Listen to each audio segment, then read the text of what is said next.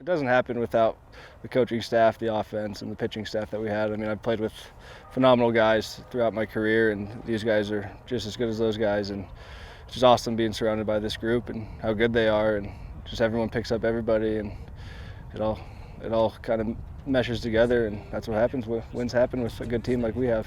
No, that's what I came in as an outfielder. I didn't come in here to pitch, and I didn't throw very hard. I had a funky motion. I threw a bad curveball, and I don't know, something happened. They wanted me down I couldn't hit, so that's why they put me down in the pen. That's what I tell the hitter. Hitting's hard. Don't tell me how to pitch, because I can't tell you how to hit, because it's the hardest thing to do in sports. But yeah, crazy journey, long journey, but glad I ended up where I'm at now. Was behind a lot, like Taylor Peterson was here, transferred from LSU. I mean, kind of showed me the ropes and everything. Trent Maloney, Cale O'Donnell, both really good players too. Just the mentality, the attitude, and just working every day with those guys and the guys in the past, just with grips and pitches and arm slots and speeds. Everyone's got their hand in this pot, and it's exciting to see where it's gone. A sinker slider. Sinker slider. Sinker okay. slider. Yeah.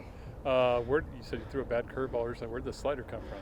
The slider, I was more over the top in high school, and I kind of dropped it down, and then actually I can remember the exact day I started throwing a sinker. It was Nick Ulmer, who was here, I don't know, 3 years ago, 4 years ago. We were in practice.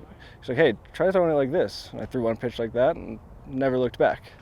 And I've been throwing the curveball slider the same way my whole life, just different arm slot and kind of just cueing different things. So yeah, it's only you only really need two pitches when you only see the lineup once, so it's good. I just told him how proud of him I was. I kind of joked with him. I said he's come a long way from our DH my first 2 years. I mean, he came in as an outfielder, pitched a little bit, and I told him he's the best January hitter in program history, and he's the best closer in program history. So the problem was we play in February, when he was as a hitter, because he literally was the starting DH opening day his first 2 years here. So it's pretty funny, but he's so proud of him. I mean, obviously he works his tail off. He's, been really good for us in big situations. He's got a lot of confidence. He's the perfect mentality for that situation. But I just told him how happy I was for him, proud for him, and kind of joked with him that, hope he doesn't get a whole lot of those opportunities, that we're up by more than that. But we'll try to get him in another situation so he can get the all-time saves lead. But just really happy for him. A great kid. He works his butt off, and we're very fortunate to have him. And he's one of the last ones that's left. He came in with me. We're the only two still standing here together. So with coaches and players. So we have a special relationship. It's different than probably some of the other players. But that's what happens when you're that old. And but really happy for him.